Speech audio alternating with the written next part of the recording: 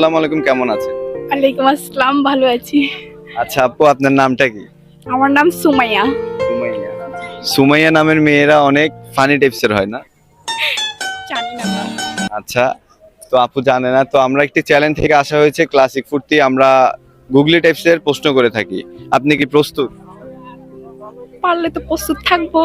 আচ্ছা, কনফিডেন্স আছে আপুর। তো প্রথম প্রশ্ন, দিনের বেলায় ঘুমিয়ে থাকে, রাতের বেলায় জেগে থাকে, ঘর নাই বাড়ি নাই, পরের কাজ করে, জিনিসটা কি হবে? একটু সোজা করে 5 সেকেন্ডে ভাবতে হবে।